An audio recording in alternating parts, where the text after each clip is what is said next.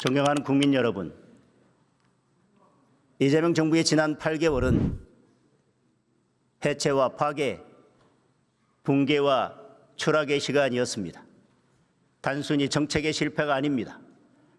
헌정 질서를 해체하고 사법 질서를 파괴하고 있습니다.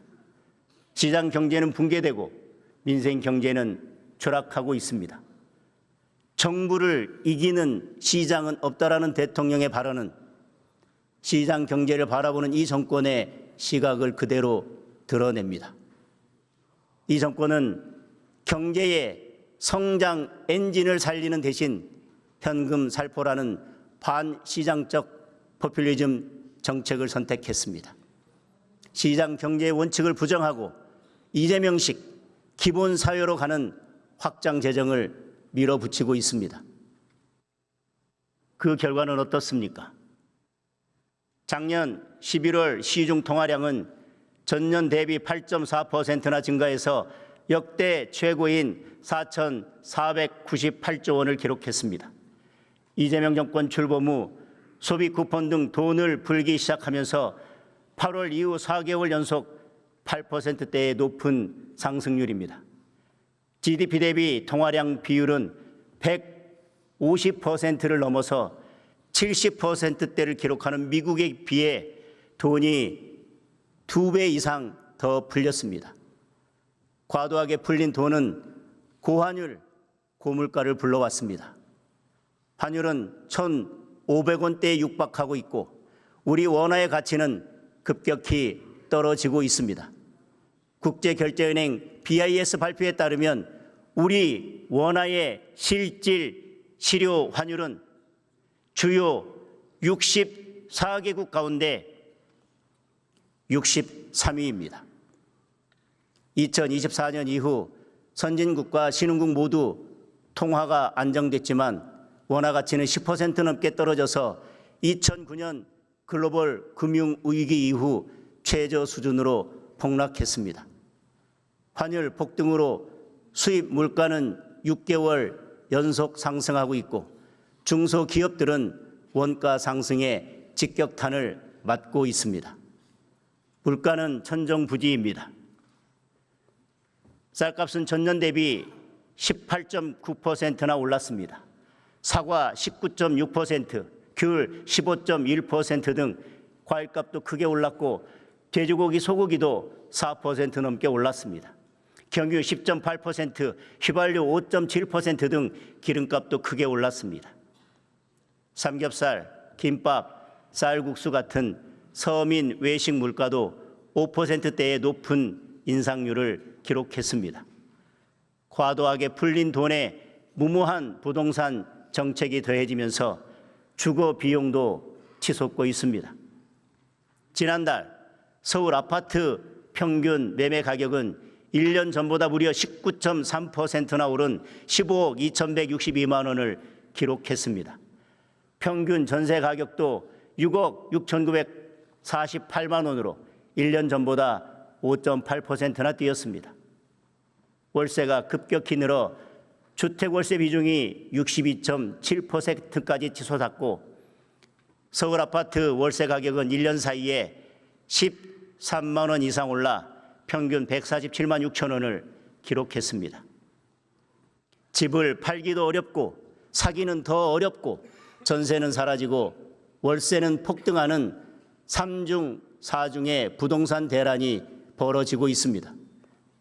그런데도 이재명 대통령은 틈만 나면 추경을 거론하며 돈을 더 풀 궁리만 하고 있습니다.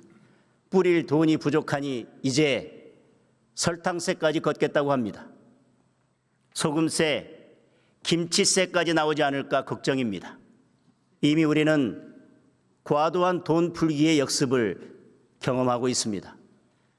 소비 쿠폰에 잠시 좋았던 국민은 폭등한 물가로 몇 배의 혹독한 고통을 겪고 있습니다.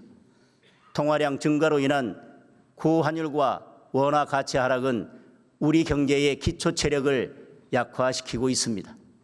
만약 이재명 대통령이 지방선거를 앞두고 또다시 매표용 돈 풀기에 나선다면 우리 경제는 회복이 어려운 치명상을 입을 수도 있습니다. 지금 정부가 해야 할 일은 현금 살포가 아니라 물가, 환율, 부동산 같은 기본부터 챙기고 서둘러 산업구조 혁신에 나서는 것입니다.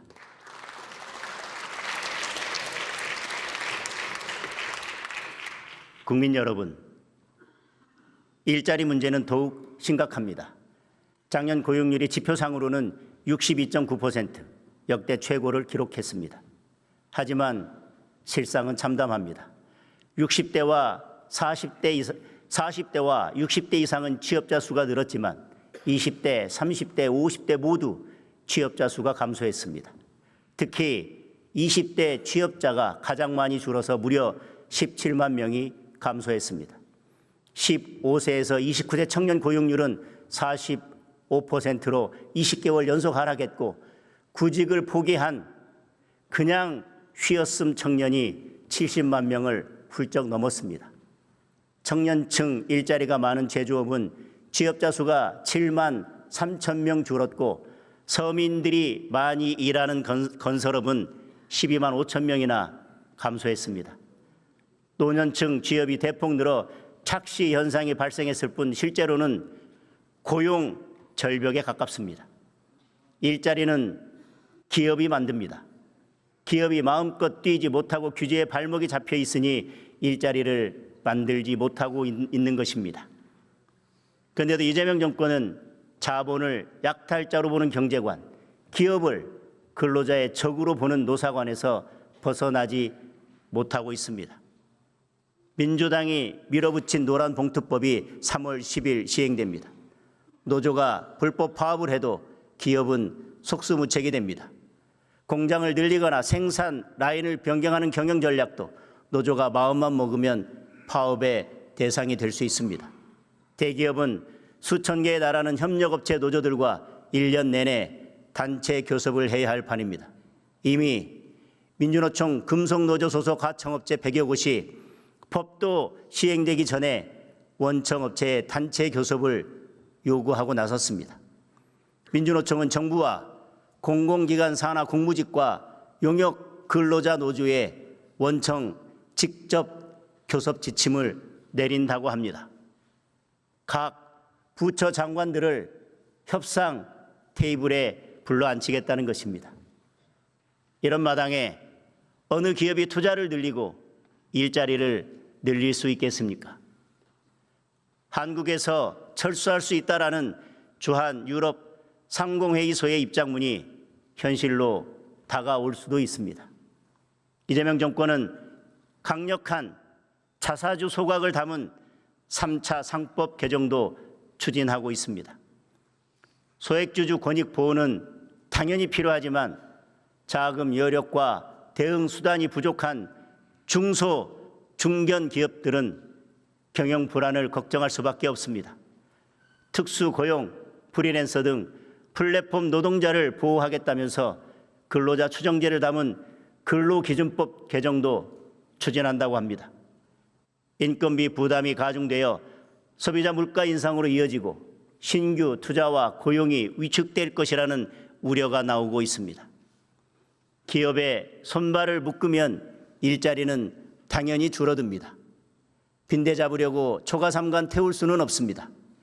국민의힘은 노란봉투법 시행을 1년 유예하는 개정안을 당론으로 발의했습니다. 상법과 근로기준법도 변화하는 현실에 맞춰서 근로자를 보호하면서도 기업의 어려움을 줄이는 방향으로 대안을 마련하겠습니다.